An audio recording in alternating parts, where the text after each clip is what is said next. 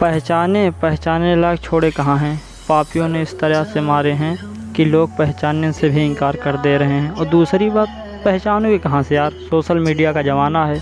YouTube जो भेज देता वही सब हम देख लेते हैं, यूट्यूब जब भेजता ही नहीं तो देखेंगे कहाँ।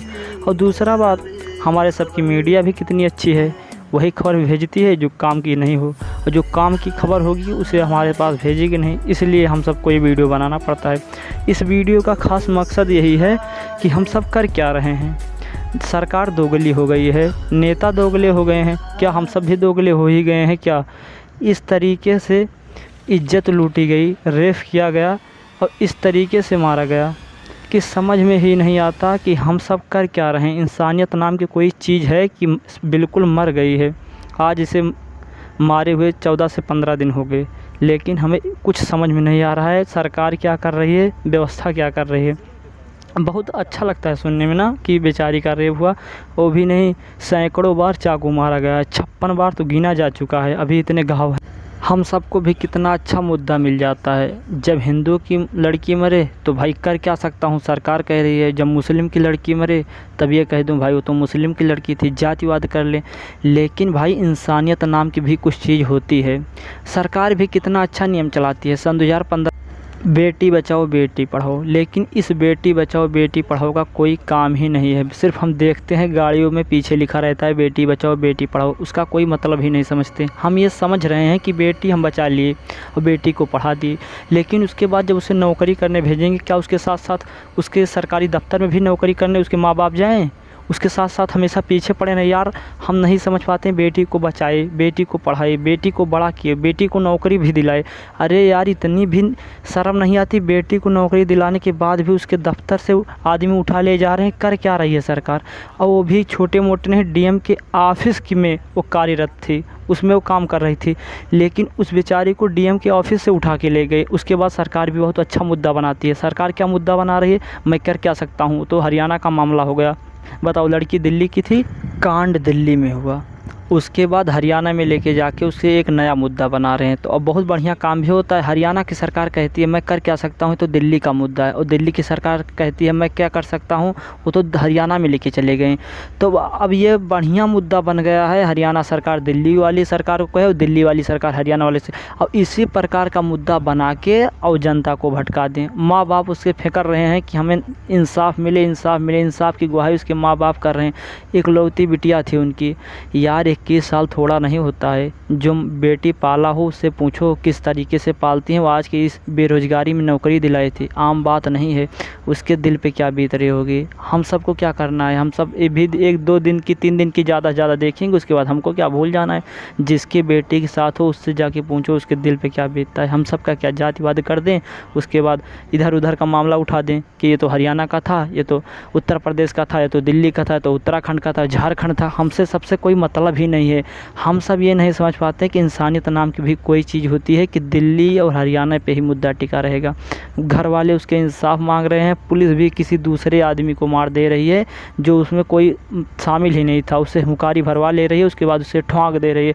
जहाँ पाए वहाँ ठोंक दे, और चाहे जिसको ठोंक दे, उसमें पता ही नहीं है। जब बताओ आम आदमी कैसे रहेगा? बताओ, जो दफ्तर में डीएम के दफ्तर में काम कर रहा है वो सेफ नहीं बच पा रहा है, तो आम जनता, आवाम लड़कियां क्या करेंगी आप बताइए। इस तरीके से अगर पुलिस और सरकार और नेता बैठ के गद्दी पे विरासत संभाले तो आप बताओ आम लड़कियों का क्या होगा? घर से क्या बेटियां निकल पाएंगी, बेटियां पढ़ पाएंगी कि बेटियां बच पाएंगी? तो क्या ज़रूरी है ये लोगो लगाने का, बेटी बचाओ बेटी पढ़ाओ? जब बेटी ना बच पा रही है ना पढ़ पा रही है, पढ़ेगी कैसे? जब घर से निकलेगी तब पढ़ पाएगी ना। बीतता 1 वर्ष बीतता नहीं है उससे पहले ये मामला ज़रूर आ जाता है रेप का। बेटियों के ऊपर ये अत्याचार होता रहता है, बिल्कुल ऐसे निरंतर होता रहता है। कहीं दिल्ली में निर्भया कांड हो गया, कहीं यूपी में मनीषा वाल्मीकि के ऊपर हो गया, और उसके बाद फिर से दिल्ली में की संगम बिहार की थी रबिया, इनके ऊपर हो गया। इसी प्रकार के आपको तमाम मुद्दे मिलते रहते हैं। वो आप सबको पता ही है कि एक बार ये कांड होता है तो घर वाले कितने रोएं, कितने बिलखें, लेकिन इस कांड की न सुनवाई होगी न इनको न्याय मिलेगा। निर्भया का आप देख लो, सन 2012 में मामला हुआ, सन 2020 में जाके मामला सुलटा। तो इस तरीके से इतना लंबा खींच देती है सरकार। तो अब बताइए इसमें किसकी गलती है? इतना दिन तक मामला को कौन झिलाता झेलता है, हम सब थोड़ी झिला रहे हैं, तो सरकार ही झिला रही है, नेता झिला रहे हैं, नेता झिलवाते हैं, सरकार झेलती है। सरकार भी दोगली हो गई है, नेता भी दोगले हो गए हैं। अगर हम सब कुछ ना किए ना तो ऐसे ही होगा। और जहाँ तक हो सके हम सबको एकता बनाना पड़ेगा, बिल्कुल एकता बनाना पड़ेगा। अगर बेटी बचाना है, बेटी पढ़ाना है, तो हम सब की बहन बेटियाँ तभी बच सकती हैं जब हम सब इन धूर्त गद्दार नेताओं और सरकार की बहिष्कार करेंगे। इसी प्रकार अगर न्याय ना हुआ तो हर प्रकार इसी तरीके से बहनों बेटियों की इज्जत लूटी जाएगी। और कुछ दिन में तो हमें ये लग रहा है इसे उत्तर कोरिया बना के ही मानेंगे।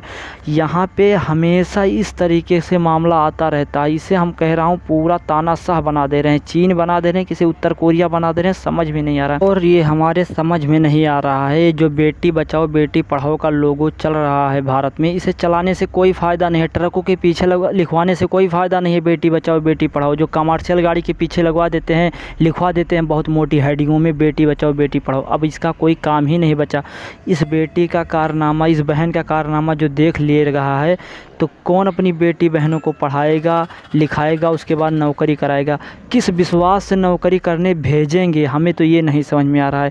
क्या पता जिस बहन बेटी को नौकरी करने भेजें उसके साथ क्या गलत हो, क्या सही हो, कोई जिम्मेदार। हाँ, अब तो हम सरकार के ऊपर भी ट्रस्ट नहीं कर सकते, हम विश्वास सरकार के ऊपर कर ही नहीं सकते। किस प्रकार हम विश्वास करें सरकार के ऊपर, जब सरकार के सरकारी दफ्तर से लड़की चली जा रही है, तो हम आम लड़कियों को कहाँ पे भेजेंगे नौकरी करने के लिए? और सरकार की क्या जिम्मेदारी लेंगे यार? क्या जिम्मेदारी लें? आप सभी लोग ही कमेंट करके बताओ, क्या जिम्मेदारी करें? जब सरकारी दफ्तर से सरकारी कर्मचारी उठ जा रही है, तो आम लड़कियां कहां से आम नौकरी कर पाएंगी?